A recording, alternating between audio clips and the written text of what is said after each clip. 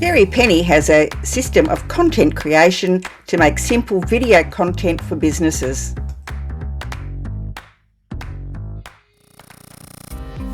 Welcome to Get the Lead podcast, where we speak with business owners that can help you get the lead. Hello and welcome to Get the Lead podcast. I'm your host, Rose Davidson from rosedavidson.com. Did you know that there are 22 pieces of video content that you should be making in 2022? That's according to my next guest, Jerry Penny, who is from the Nurture Queen videos. And she's going to talk us through the type of content that we should be creating for our businesses. And Jerry is a career marketer and moved into the world of video marketing about 5 years ago, as it proved to be a great tangible for product for business to market themselves with. Jerry has been running her own business for more than 13 years, and before that worked in various corporate roles, all of which dealt with the same small to medium enterprise market. Welcome, Jerry, and thank you so much for being here today. Thanks, Rose. Great to be here. So you've sort of alluded a little bit about video marketing, but tell me how you really got into it and why it's so great. Yeah, well, like I said, I kind of just fell into it. I was doing marketing consulting work for clients anyway. And for some of them, I just started making some videos. And, I learned how to use a few different programs, and we were just doing stuff on smartphones.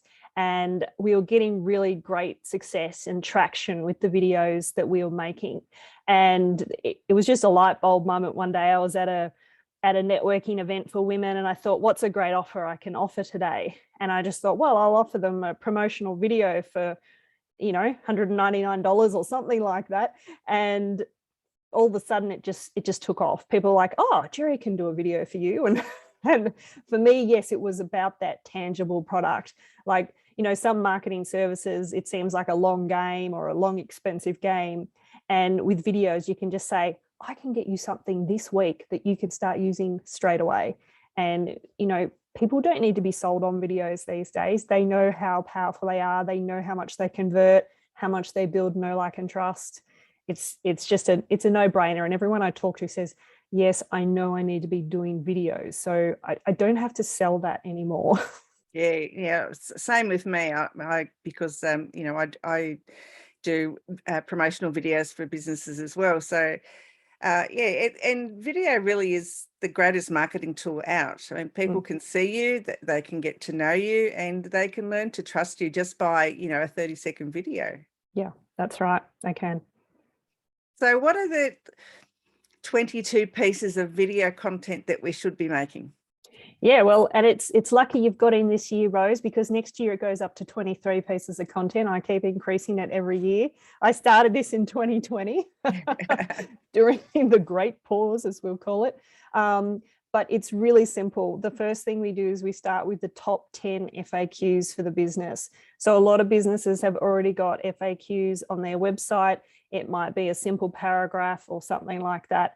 But usually you can extrapolate these FAQs into a little bit more content, a little bit more juicier details or something like that. And sometimes people have got far more than even 10 on their website, or they might have a few less. But it's really easy to come up with these things because you just go to Google and you sort of type in questions for your industry, and Google will show you obviously what people have been looking for. So that's a great way to get FAQs. The other thing is to ask your customers or people that you would like to be your customers, maybe people in networking groups that don't know a huge amount about your business, and ask them, what would you ask about the type of work that I do or something like that. So it's really easy to come up with that. You can sit down in a brainstorming session and come up with these things in half an hour, and you've got a basic outline of what to talk about. And there you go, you've got 10 pieces of content already. You can do more or less if you want to. There's no hard and fast rules here on the 22, but it's just a good indication, So then you've got your top 10 FAQs. No, sorry, scratch that. Your top 10 need to knows. So we've already done the FAQs. So your need to knows are obviously things that people, you don't know what you don't know. So you need to tell them about the unique selling proposition stuff of your business, the juicy details about your industry. It could be tips and tricks and hints and things like that. It could be the top 3 something or others for something or others, anything. But it's just something that people wouldn't know to go and look for. And you've just got to tell them about your industry or that's specific to your business.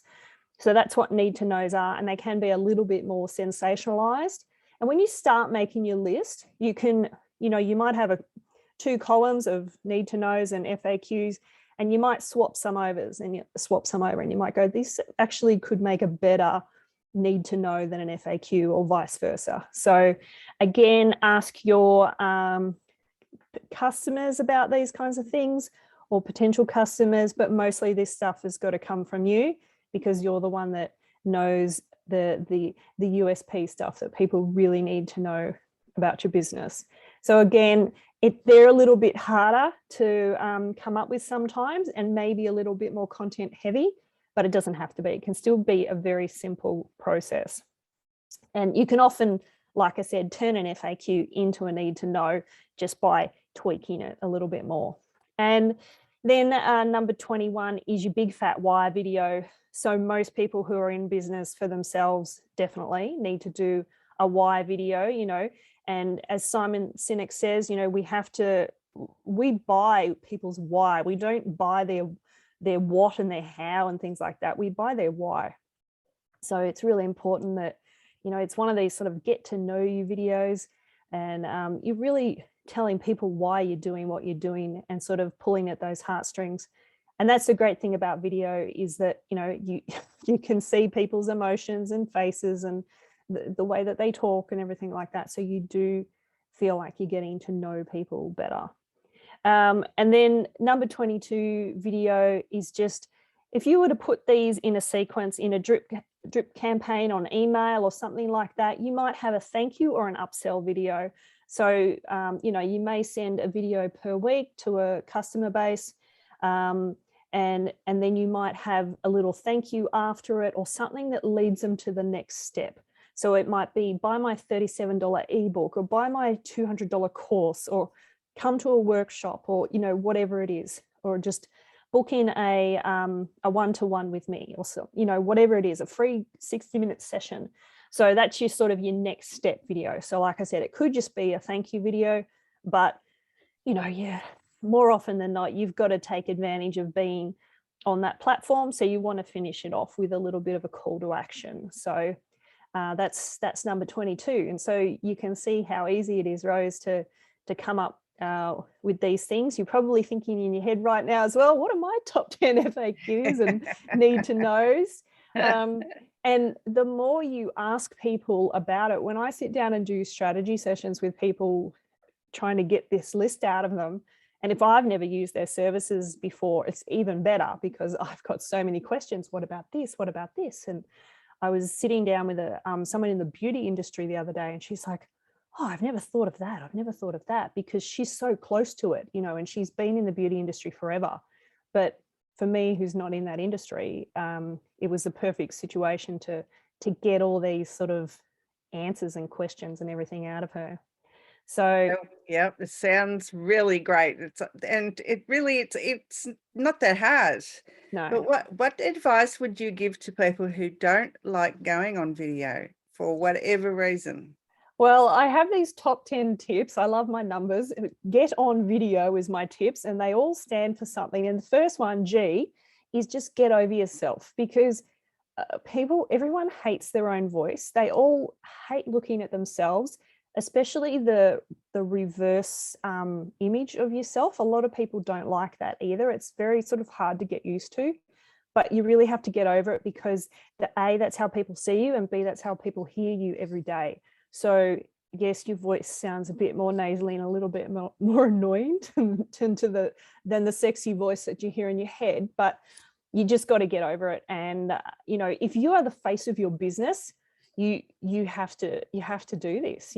People want to know who you are. So otherwise, if it's not going to be you, then pick someone else to do it. So there's only so much you can do in the animated or promotional video space where there's no real people in it or anything like that, or stock footage or something like that. But someone has to be the face of a business. So for instance, even I do some work for a parents organization, and the president is not confident in being on camera. English is not her first language.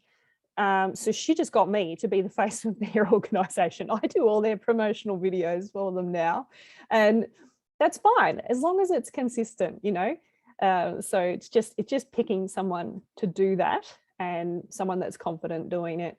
And yeah, it doesn't have to be the boss or the owner. It could be someone else, but preferably someone that's going to be with that organization for a while, because you don't want, Stacey to become the face of one company and then all of a sudden she's changed companies and they're like, where's Stacey gone?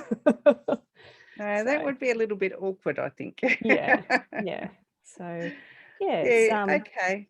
Get over it. That's my tip. What does the E stand for? E is for edification. That's one of the E's. I'm trying to think of what they all are now. But edifying is something that's huge in the direct sales industry, for instance. Like, you'll get people on a 3-way phone call and it's all about, oh, you edifying this person because look, they've done it all. They've climbed to the top of their tree. Look how great they are. And, you could be just like them. So I say to use the same thing in business, in having interviews and things like that. So especially if you're having trouble coming up with your own content, just get people on to interview, because all of a sudden you've got more content to talk about. You don't need to be the expert in everything. I think that's one of the other E's, is expert. And, you like I said, it's just another way to create more content, and it makes you look good and go, oh, wow, they know such and such. And it also means that you get out to double the reach, because both of you are going to share it. The person interviewing and the person who's being interviewed are both going to share it to their markets. So yeah, that's the E. Very good. Now, Jerry, where can people find you if they'd like to know more or to even work with you? Yeah, sure. So just you can just find me at Nurture Queen Videos. If you just search for it on all the platforms, Facebook, nurturequeenvideos.com, LinkedIn, wherever you want to find me, you'll be able to find me. So yeah, that's pretty easy to find me. Just Google me. I will. I'll do that next after I get off here. Jerry, have you got any final words of wisdom that you'd like to share today? Well, besides the get over it and the E's that I've listed, is just to use the 80-20 rule for not being too salesy and doing mostly educational, value add kind of content. And that's why I said it's great to even ask your customers or potential customers about their questions, because if you can be educational in providing those answers, then people will come to you for information. So you could be a mortgage broker, and you might not have thought about questions because you're in this industry every day, but you get a few questions from some customers, and they might say, what does a 0.5% rise look like to the everyday mortgage owner, or something like that, So it's really good to always keep that education aspect in mind, and use the 80-20 rule of no more than 20% salesy kind of stuff. I would even suggest 95% to 5 rather than 80-20. The salesy stuff is for that little sort of call to action at the end, so that if people are interested in taking it further with you and doing business with you, then they know how to reach out and they know how to get in contact. But it's totally up to them to make that call, rather than you pushing that at them and pushing it down their throat, basically. And I guess I do have one final question. Does it matter if it's a live video or a pre-recorded one? No, like I just encourage people to just make any kind of content, and just to start with whatever they're comfortable. If you are doing live videos, of course, if you can record them and make a copy of them, even better, because then we can edit them and subtitle them if we need to. things like that. 85% of videos still are watched on silent. People will watch them in bed at night. They don't want to wake up their partner. They'll, watch them on the train or in appointment waiting rooms or something like that. So they'll watch them on silent. So subtitles and captions are really, really important. So yeah, just start making any content you can. During the pandemic, I just encourage people just start making like this videos on Zoom, make videos on your phone. It doesn't matter. People are used to seeing this sort of lower quality image of video these days. They don't really care about the quality of it as long as they can hear you properly. And like I said, if it's short videos, that there's captions as well. For a longer video, like this will be, it's not needed because people are committing to listening to that. But if it's more of a salesy sort of or promotional style video that's going to go out on your social media and it's just a minute or so, then yeah, definitely caption it because people are more likely to watch that one on silent. Thanks for that. It's great advice. Yeah, no Jerry, worries. it's been an absolute pleasure just getting to know you and to help get the lead with businesses. So you have a great afternoon and I'll talk to you very soon. All right. Thanks, Rose. See you later. Thank you for joining us at Get the Lead podcast. We look forward to your company next time where we help you get the lead.